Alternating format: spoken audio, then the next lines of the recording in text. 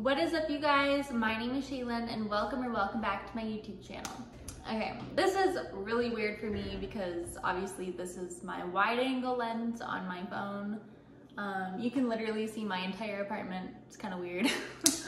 Today, you can tell by the title of this video, I'm introducing my brand new series. It's just gonna be a shorter series, but welcome to my series that I'm calling My Disability in Detail. So yeah, like I said, this is gonna be a very short series. I think I'm only gonna have a total of 5 videos, and then obviously like maybe in the future, I'll be able to come up with some other videos to fit into this specific category of this series.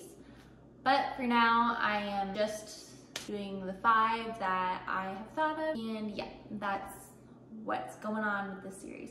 I'm thinking to change it up and keep like this specific series consistent. I'm gonna use this wide angle lens in this location to do these videos. So yeah, I guess you guys can look forward to the videos in this series being this huge view of my entire apartment.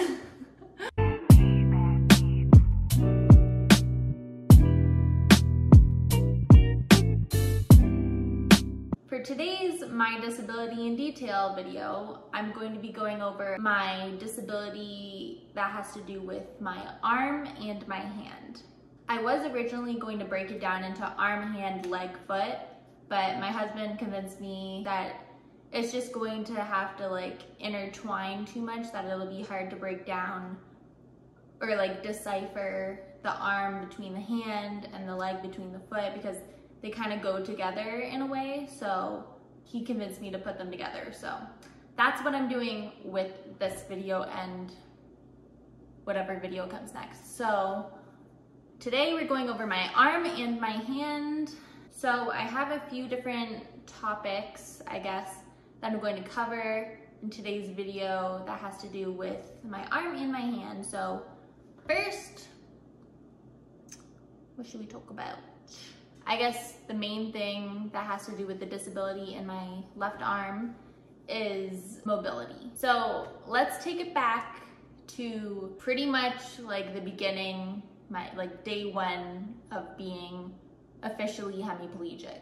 Officially, it started, I guess, October 6th, 2015, because I wasn't officially diagnosed until the 6th, because if you saw my stroke video that I posted, then you would know that I was stroking for 10 hours before I was diagnosed. But if you want to hear that story, then go back. I'll leave a card up in this corner for you to go check out that video. Basically being spontaneous for this video because I have nothing prepared except for the topic of today's video. So we'll see how this goes. Once again, you saw how my cooking video went, but anyway, in the beginning, the mobility of my arm was absolutely nothing. Basically, my entire arm, shoulder, elbow, arm, wrist, hand, everything was completely flaccid, which flaccid is when there's absolutely no muscle tone, nothing at all. It's just basically like rubber, nothing, like literally nothing. No strength, no muscle tone, nothing in your arm. It's just literally like a jellyfish. That's the best way that I can describe that. I literally had no movement, nothing. I feel like it wasn't until day maybe 3 or 4 after my stroke when I first started to try and move my left arm. The first couple days were just kind of me like accepting the fact that I couldn't move my arm anymore, and then day 3 or 4 I decided to try and move it, and I have a video. It's up on my Instagram, but I'll insert it right here.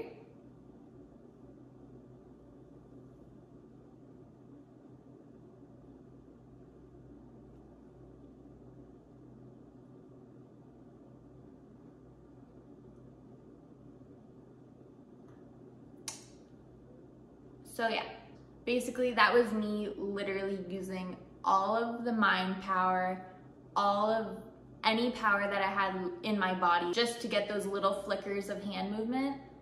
And honestly, I'm not 100% sure if that was even like controlled movement. I think it was just spasms, or like, maybe it was just like little flickers of movement. Anyway, nothing whatsoever until, and I mentioned this in my stroke story part 2 video. A doctor from the hospital that I was being transferred to, which was like a rehabilitation hospital for people who have like physical disabilities and things like that. She came to the hospital that I was first at and asked me if I wanted to be a part of a trial. She was approaching me to participate in a trial for this kind of electrode therapy that is called Mind Move.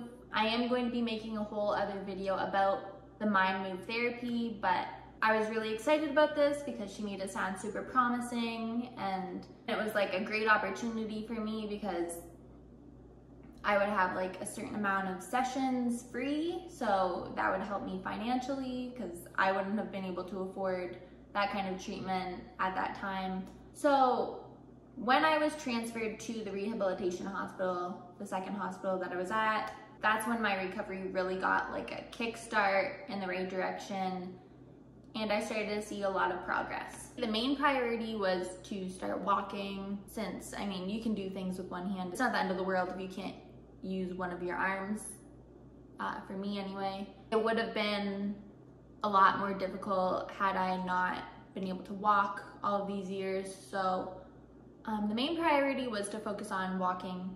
But when I did start this Mind Move therapy, I saw results within the first day.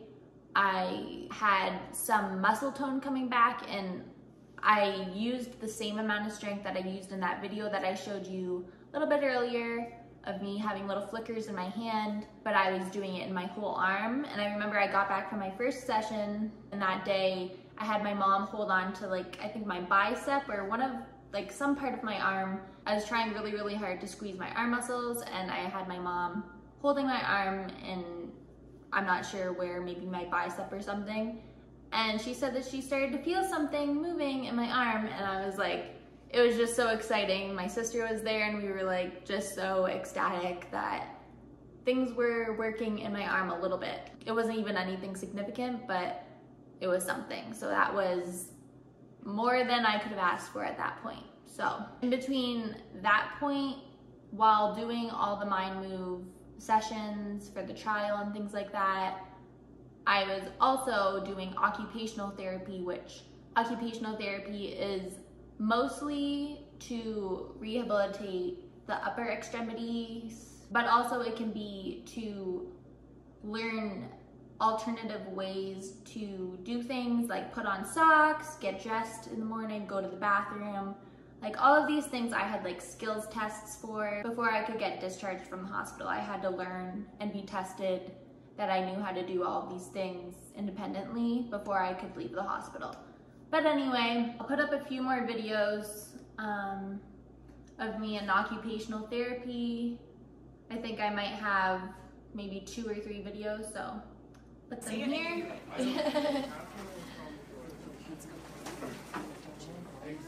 Straighten the elbow just that.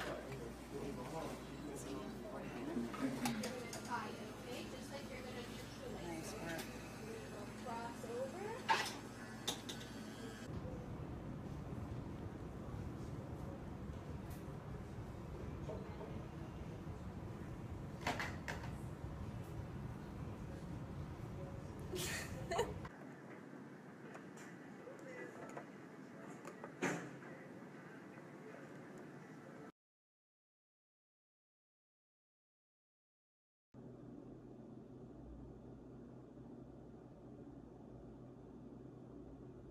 So that was some exercises that they had me doing in occupational therapy. I think I probably threw in a couple from my outpatient occupational therapy because once I was discharged from the hospital, I still needed help with moving my limbs. So like, I obviously wasn't fully recovered yet, and I still am not, unfortunately, but a lot of just different exercises and things like that to get my arm and my hand moving. I guess I could talk about this. I also tried a few different braces to try and like pull out tone, which I guess I'll touch on this now. By doing mind move therapy, I developed a very large amount of muscle tone in my hand, like to the point where it was almost crippling. And that, I mean, I'll touch on that in my mind move video, but essentially that is what deterred me from continuing with mind move therapy, because my hand got so seized up and stuck in like a curled in position, like a fetal position. I think I'll put like something on the screen of what I'm talking about, but it was very painful. It became like crippling, like I said. But basically I tried just like a normal wrist brace for like keeping your wrist straight. And this was so that my muscle, I'm not sure exactly what muscle it is, but it's a muscle on your like inner arm over here, so that it didn't shorten by being squeezed and like bent for so long. It pulled my wrist up into a neutral position so that that muscle wasn't shortened, but my hand would still be contracted and super, super tight. Yeah, it freaking hurt. So I also had this one brace made by my sweet occupational therapist that I love dearly. She's the best. I miss her. But she made, like physically made this brace for just my hand, because we came to some kind of conclusion that my thumb is the source of a lot of the tone in my hand. So if we pull it out, then my fingers can like kind of move a little bit. I'll get to that when I talk more about my recent mobility and tone and things like that. But essentially she made a brace. I'll try and find a picture of it and put it up on the screen. But essentially it was like she literally made it. Like I don't know how she made it, but she did. It's pretty cool. But yeah, that one was good for my hand, but then like my wrist would always be bent like this. Like literally my hand would look like this, essentially, which is better, but my wrist is still bent, so not the best. I had a sleeping brace, which I really should still be using, but it hurts so bad. There's sometimes that my tone is so bad in my hand that it will literally break itself out of the brace while I'm sleeping. Basically, it keeps my wrist and my hand open and straight, like literally in this position, which is perfect. That's exactly how I would want my hand to be placed. But like I said, extremely painful, especially when my hand is like pushing itself out of the brace. That one literally would kill me, so I stopped wearing it for a really long time. I haven't worn it in years, if I'm being honest. But yeah, those were a few braces that I went through using. Let's talk about muscle tone. So it's kind of funny because, and I've talked to other people who have hemiplegia, and they have experienced things extremely similarly to me, where they can't really hide emotion, because if they're startled, if they're embarrassed, if they're scared, things like that, not necessarily happy, sad is one, things like that, or trying not to cry, your hand will literally show people what you're feeling. And it's really embarrassing because like you can't hide your emotions, and I'm somebody who has always really hid their emotions. So yeah, basically I could just be sitting here, and if I get like startled or spooked, my hand will go like this. Or if I'm like doing something really fast or really anxious, like my arm will be up here, and like you will know that something's going on in my brain. Anyway, so that's the tone in my arm. The tone in my hand is pretty much always there. I don't have any mobility in my hand other than being able to shut it from an open position if I force it open. So I guess I'll show you what I was talking about with the thumb thing. So if I grab my thumb and I pull it out of the equation, I can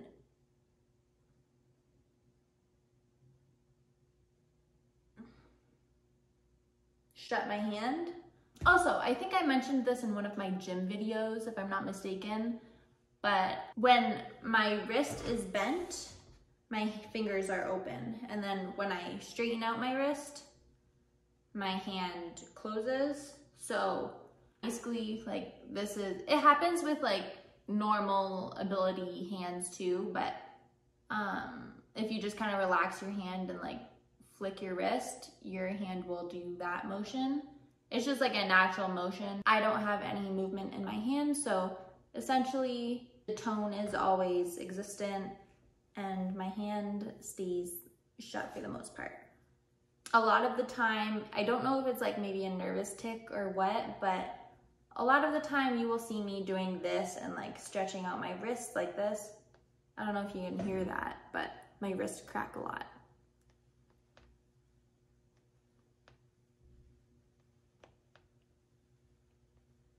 It sounds really gross, honestly, but it doesn't hurt. It's just, I don't know, my bones are really gross and weird. I think it's from years of being a dancer, honestly, because I can't sneak up on my husband ever because my knees literally crack so bad. That's for my leg and foot video anyway, but essentially that is the extent of the mobility and the tone that has to do with my hand. I think I've kind of said the majority of what I need to say about mobility for my arm in my gym videos, but I guess I'll go over it again since this is my disability in detail arm and hand video. So if I tried really hard to relax, especially if I'm in like a hot bath, this will relax me very well. Heat is a great option for me to relax my tone and stretch out my arm. But basically, if I were to let my arm go, it would drop a little bit, but I would have to really focus to get it all the way straight. I guess I can try that now just to kind of show you guys. So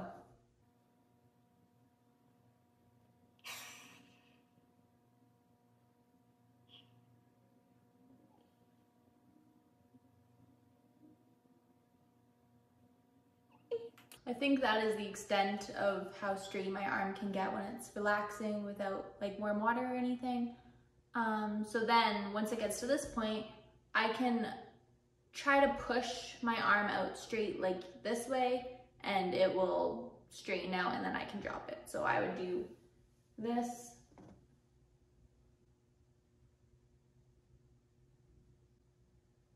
I feel like my fingers were doing something weird there. And then drop and it'll straighten out. But another thing about that for mobility is that kind of movement, putting my arm out straight like this, is stemming just from my shoulder.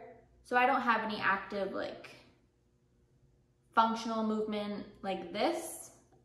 It's just from my shoulder. I kind of push my shoulder out. I'll put my hair behind my head so you can see, but when I push my arm out straight, my shoulder kind of gets brought forward like this.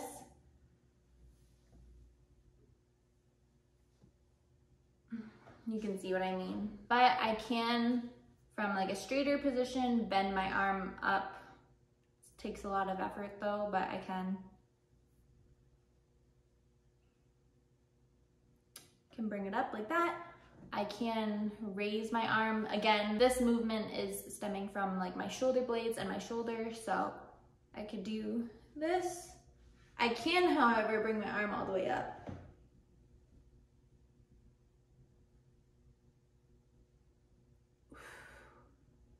Ow, my back. Oh. Kind of hurt my back at the gym the other day, so that kind of hurt. That is pretty much the full details of my arm movement. Pretty much everything that there is to know about my arm and my hand together as one unit. So yeah, I hope you guys liked this video. I'm not sure when I'm going to be putting out the next My Disability in Detail video, but shouldn't be too long after. Let me know if you like these videos by hitting the like button and commenting down below what you think other videos I'll be putting out in this series. So I already told you I'll be doing my leg and my foot in one video, I think. Yeah, so take your guess. Let me know what you think I will be putting out after that, because I have 5 on the top of my head that I'll be putting out. So it's kind of a fun guessing game for you guys to use your brains a little bit and think about what I could be putting out. So anyway, with that being said, thank you guys so much for watching. Don't forget to like, comment, subscribe, share, follow me on Instagram, follow me on TikTok. Thank you guys so much for watching, and I'll see you in my next video. Bye!